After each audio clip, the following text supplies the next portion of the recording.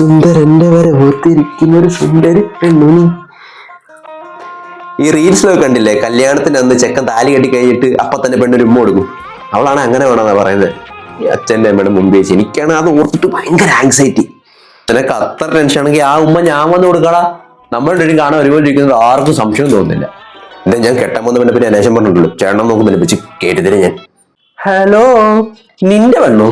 എന്റെ അച്ഛനും അമ്മ എനിക്ക് വേണ്ടി കല്യാണം ആലോചിച്ച പെണ്ണെ നീ സൂത്രത്തെ അടിച്ചു മാറ്റിന്ന് പറയടാ. കമ്മപുരാന്ത. തന്റെ പെണ്ണോ? അതൊക്കെ പെണ്ണുകളെ പോന്നവരെ. ഇയാൾ അവിടെ ചെന്നിട്ട് എന്തൊക്കെയാ കാണിച്ചേ?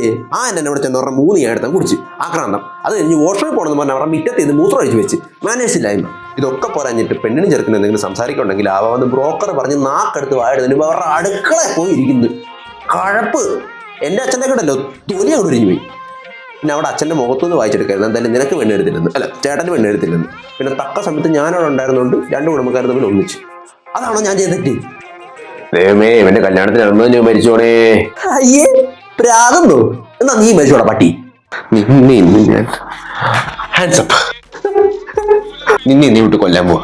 എന്നിട്ട് ഞാൻ നാട് വിട്ടുന്ന ലെറ്റർ എഴുതി വെക്കും. എന്നിട്ട് നീ ആയിട്ട് ഞാൻ നടക്കാൻ പോടാ. കല്യാണത്തിന് പോയി നിന്റെ പെണ്ണിനെ ഞാൻ കിട്ടും. അച്ഛാ, ചേട്ടൻ പെണ്ണിടാ വട്ടായി. Just miss.